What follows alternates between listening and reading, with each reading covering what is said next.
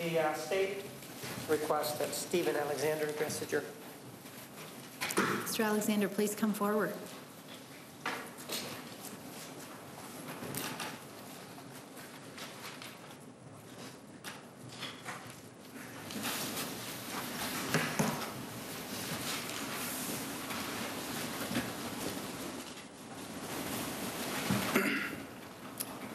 My name is Stephen Alexander. Travis was my big brother. I was sleeping in after working a 12-hour graveyard shift in the Army. I woke up to the sound of my wife crying, walking up the stairs. I will never forget what she said. Samantha, I cannot tell him. You have to. My wife handed the phone to me. It was my sister, Samantha. She was crying hysterically. She told me, Stephen, Travis is dead. I thought I was dreaming. She didn't really have any details at the time, so I just gave the phone back to my wife. A few moments later, we found out he was killed. I remember walking out my back door, screaming, crying at the sky, asking why. Then I sank down into a corner, and I cried some more. A while later, my commander called with the same news. I kept my composure, but in my head, I was reliving the same exact moment all over again. As soon as we hung up, I broke down again. I thought my brother was bulletproof. I thought he was stronger than anything. He couldn't be cut down or knocked down. He was in 2 motorcycle crashes and walked away unharmed. He wrecked several cars and nothing happened to him. He rolled a snowmobile and again, not a scratch. He was unbreakable. Who on earth would want to do this to him? For what reasons? He wanted to move forward in life, to better himself and only to help others. Why him? Unfortunately, I won't ever get the answers to most of my questions about my brother's death. Questions like, how much did he suffer? How much did he scream? What was he saying? What was the last thing he saw before his eyes closed? What was his final thought in his head? The last time I saw my brother was Christmas of 2007. We had a really good time. A lot of our family was there. We played a bunch of family games. One in particular was the American Idol game. Travis kept beating everybody. The only way I could actually beat him was by singing a Kelly Clarkson song in a girl voice so I could hit all the notes. Judge, if I may show Exhibit 656.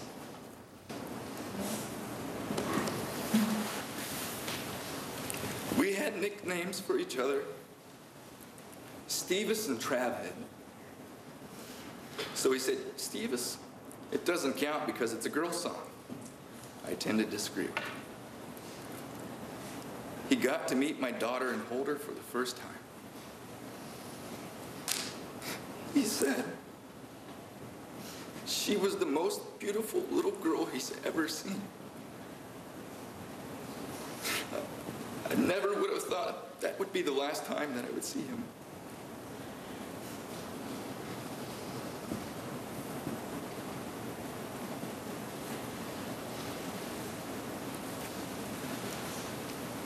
The nature of my brother's murder has had a major impact on me.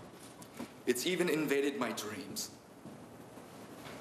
I have nightmares about somebody coming at me with a knife and then going after my wife and my daughter.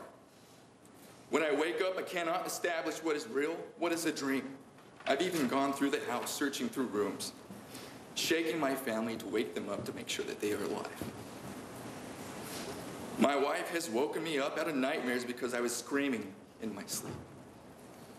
It may sound childish, but I cannot sleep alone in the dark anymore. I've had dreams of my brother all curled up in the shower, thrown in there, left to rot for days, all alone. I don't want these nightmares anymore. I don't want to have to see my brother's murderer anymore. I don't want to hear his name dragged through the mud anymore. I've been hospitalized several times for ulcers and came very near to death. I've been on several different antidepressants. Unfortunately, none of them really worked. I wasn't able to be the husband my wife deserved. I distanced myself from everybody. My wife and I ultimately, we separated 2 years ago. And it was for a period of 2 years. My poor little girl had to be passed back and forth every week. And now, yet again, I have to be away from my wife and my child. It has been over 4 months now. I go home to California during the weekends. Every time I have to come back to Arizona, I see my little girl cry and beg me not to go.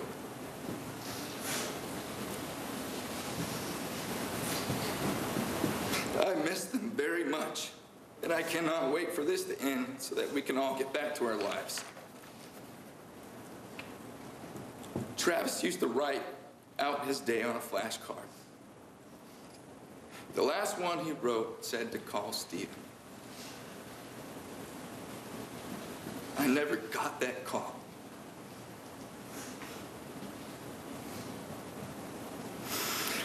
He had been concerned about my health and wanted to fly me to his house and help me quit smoking. I never got to go.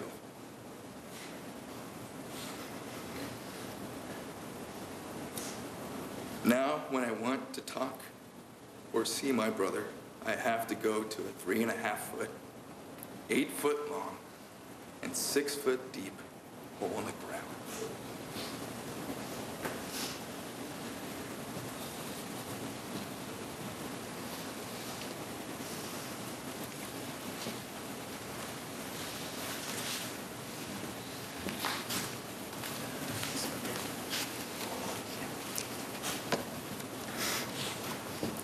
He was meant to do so much more. He never got to live his dreams. He never got to meet his goals. In 2008, he wrote his affirmations on his blog.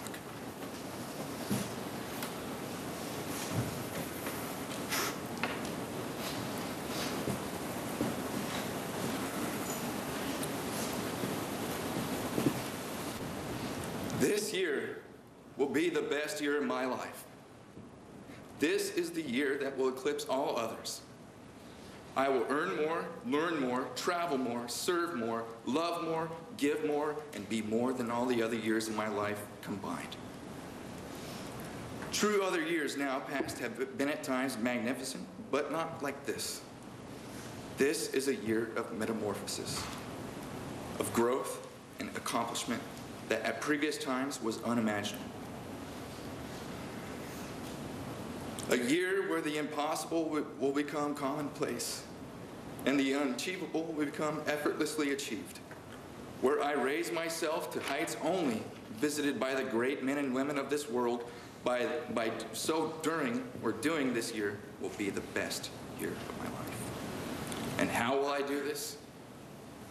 Through compassionate service, random acts of kindness, unconditional love, and acknowledgement of the true source of all blessings with gratitude in my heart. And when I fail, I will learn from my mistakes. I will strengthen my resolve, be better than I was before. What will I do to improve my finances? I will work harder, yes, but more importantly, I will work smarter and learn to leverage myself and get more out of one day than I previously got out of a month. I will succeed through integrity and through the selfless service of others. Through the powerful forces and the structure, the mind, I will tap into the source of infinite intelligence and be more efficient in all my endeavors and be an exponentially greater asset to this world. I will love and then love more. I will serve and serve more. I will forgive and then forgive more. I will not let these thoughts fade, but instead remind myself of them daily and spend time visualizing myself in accomplishment of them until the day that my thoughts become reality. Then I will not stop, but press forward to new goals and new heights in my quest to change this world. I will be a published author, and effortlessly doing so what I was meant to do to better my life and the lives of others. I will associate with more successfully minded people to be a teacher as well as a student. I will travel this great country and this great planet, gaining rich experiences founded by very few. I will find an eternal companion.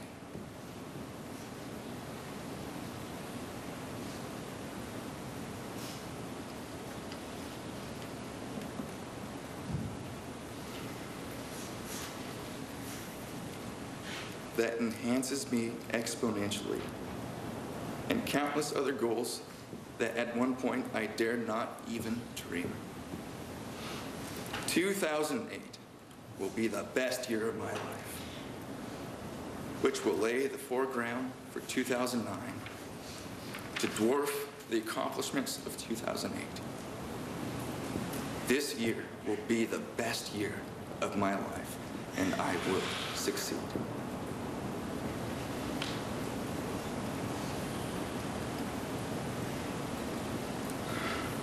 I know Travis only hoped to change one life.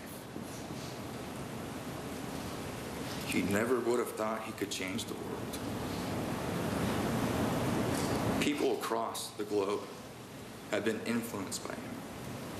Travis believed every single one of us was created to be successful. We all have different lives and trials. We just have to get there. Travis has a legacy. It is up to us to make sure it survives. You were born to be great. It is your destiny. The difference between a stumbling block and a stepping stone is the character of the individual walking the path. Travis coined that philosophy. Those are Travis's words. That is the way my brother lived his life. That is the way he wanted to continue to live. That is how he wanted us to live. He will never get to do that because he was so brutally ripped out of this world, my world. Hopefully one day I can make him proud. Thank you.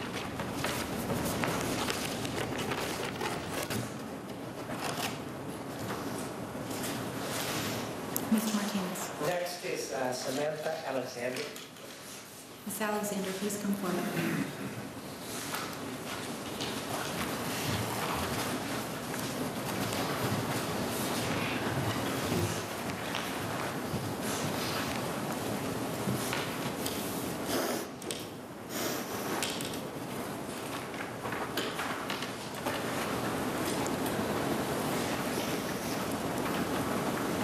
My name is Samantha Alexander.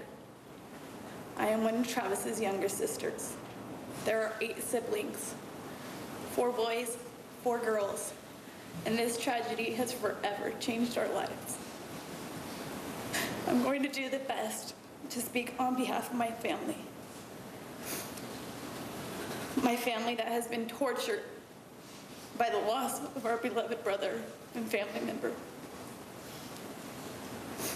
From a family of 8 siblings, we have always been there for each other, through the good times and the bad.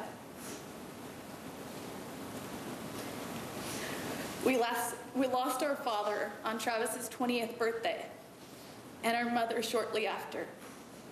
And through this trying time in our lives, Travis was the one that got us through the pain and the hardship because he was our strength.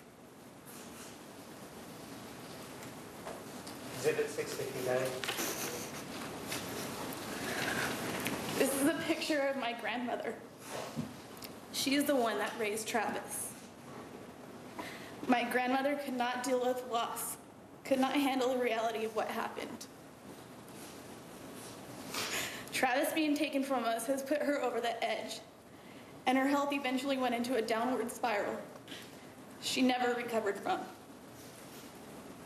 Losing Travis has completely destroyed the overall health of our family. We lived a blessed life with our grandmother, and it was with insurmountable pain when our grandmother died shortly before jury selection of this trial.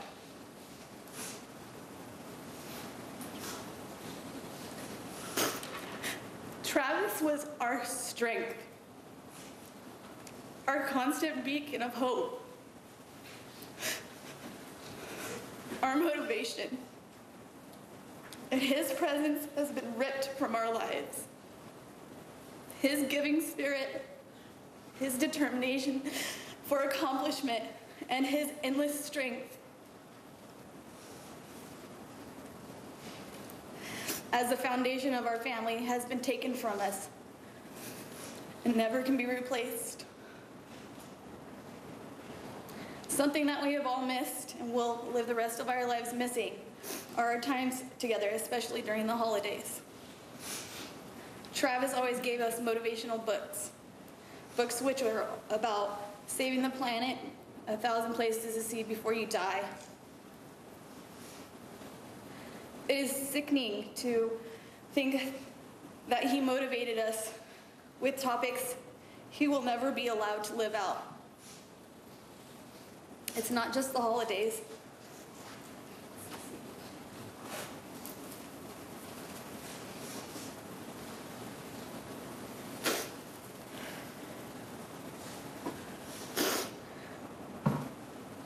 But every day will never be the same. Our lives will never, ever be the same. Travis worked hard for everything he had. He never had any handouts. He never took anything for granted. Travis was not shy. He was full of life. If he were able to walk in this room, you would immediately feel his love and warmth. Travis would cry with you. He would laugh with you. He would joke with you, always lifting your spirits. Travis's greatest attributes were his ability to make others feel appreciated, accepted, and loved because he genuinely cared about making those around him feel good about themselves. His mission in Colorado is a testament to this, as was volunteering to help the homeless by driving around in his Toyota Prius with our sister Tanisha, handing out care packages to the less fortunate, providing essential hygiene products, food items, and personalized message that he wrote on the brown paper bag that held his gift. He wrote, "The difference between a stumbling block and a stepping stone is the character of the individual walking the path." You see, Travis wasn't anything but a loving brother, son, grandson, and friend. He was our strength and our motivation to make our lives better than the ones we were born into. This is exactly why Travis was such an accomplished motivational speaker. It saddens and sickens us all that his potential was cut short, and our family and the world will never receive the full benefit of his goodness.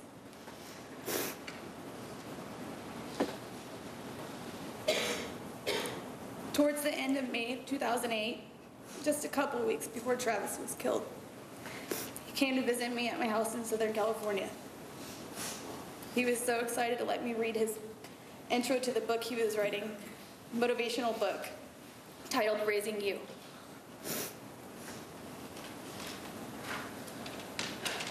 Travis and I got into a deep conversation about our lives, our crazy childhood, our cockroach phobia. We both agreed no matter how miserable our lives were at times, our childhood is what made us who we are. Our childhood made us strong and able to conquer anything. This was the last time I saw Travis. Exhibit number 660.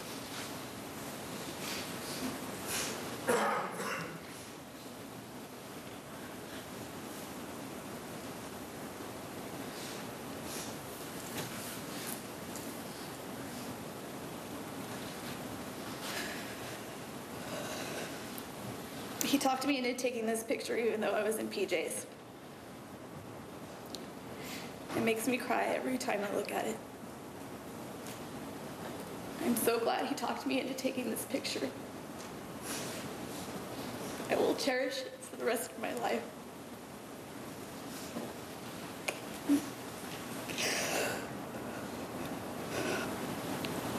Recalling the moment that I found out about my brother's death, I think of my ears ringing, my stomach burning, and this idea that this can't possibly be happening.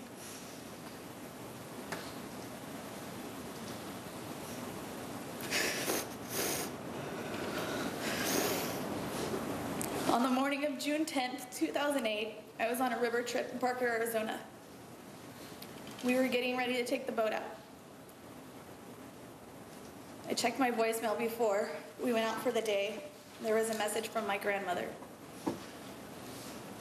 My heart sank into my stomach. She said, "Samantha, you need to call me back. It's very important." I could tell that she was crying, and I recognized her tone of voice from before. I knew that someone was dead.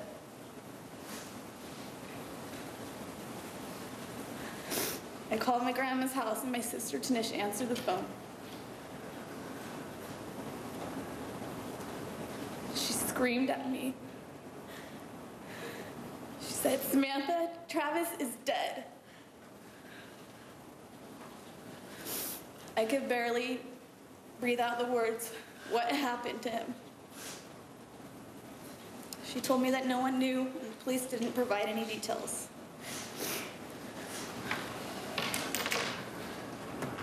To this day, my mind paints a picture of what happened the night Travis was taken. Even though I try not to let it. Upon standing in the same exact spot where this horrific tragedy happened, when we had to go to Travis's house after the investigators were done, I felt the same sickening feeling. My ears ringing, burning stomach. My eyes were filled with tears to where I could barely see.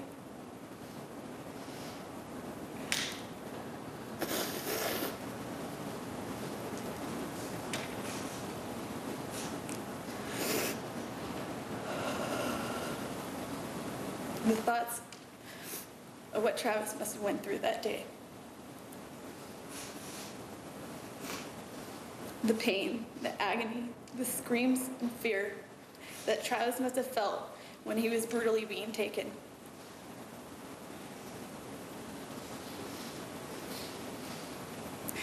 We have been at this trial every day since it started.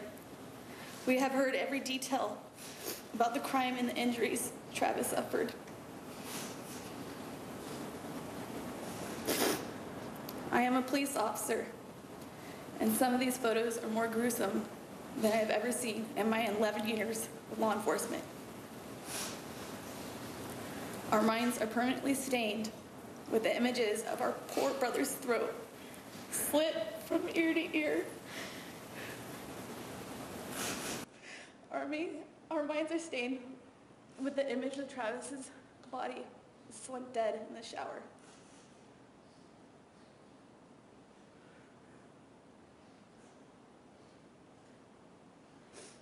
Our family has bore the burden of extreme loss and financial hardship to be here, to see that Travis is not forgotten, and to ensure that his life was not lost in vain.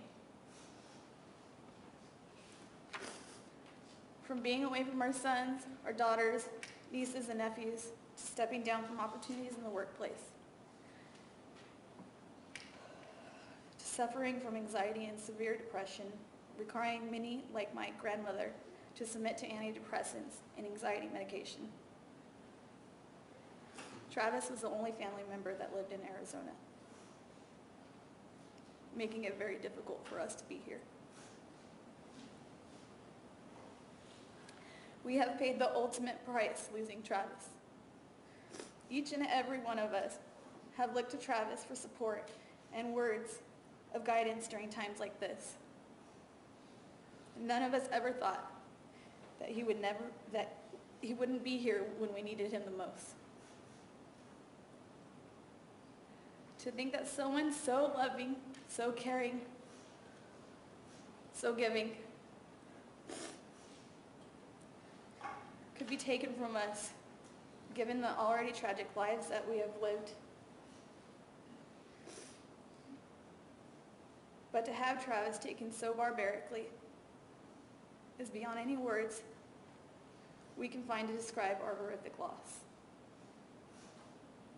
I cannot adequately express how much we will miss our brother. We will miss his contagious laughter, his singing voicemails, his jokes, his funny dances, his help in hard situations, his guidance when we are lost, his motivation, his insight, his huge smile. Exhibit 661.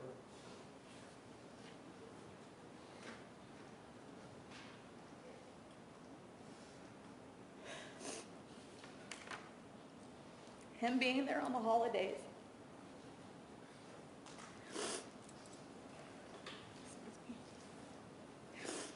Travis was the glue in our family.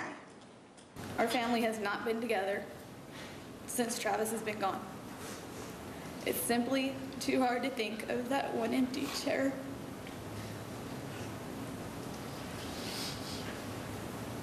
We miss his charisma, his goal to make someone feel good about themselves and to make someone smile, no matter who they are or what they look like. Travis had an incredible heart. He had a huge heart. And it was this huge heart and his kindness that will forever be missed. We were robbed of so many good memories, so many awesome moments with Travis. Our lives will never be the same. We can never get him back.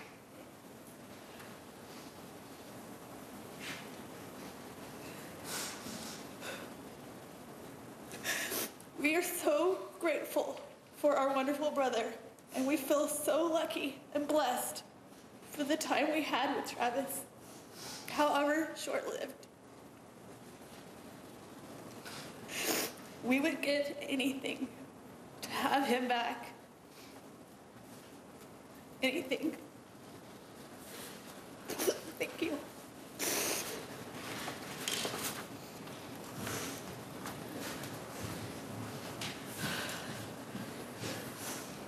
No one else, thank you. Ladies and gentlemen, we are going to take the noon recess. Please be back in the designated area at 2 o'clock, and we will start promptly at that time, 2 o'clock. You are excused. Please stand for the jury.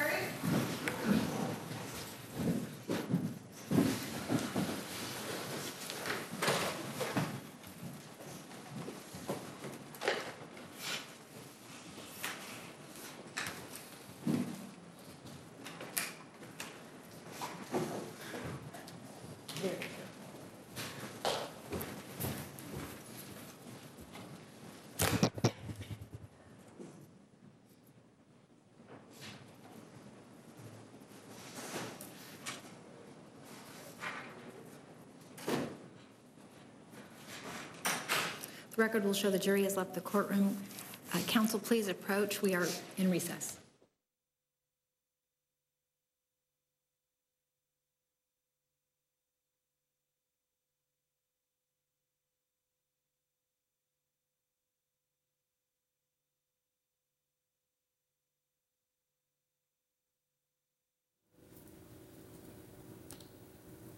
You got to wonder, what is Jodi Arias crying about? There you see Travis's other sister, 8 brothers and sisters in that family, raised by their grandmother. And as we learned today, I think we kind of knew this, but Travis Alexander was the strength of those siblings. He's the one that they all turn to in times like this. And for these young men and young women to not have their brother there, he would be the one that would help them through all of this right now. And you wonder what she's crying about, Jodi Arias. Has the victim impact statement had an impact on her, making it real what she has done to this family?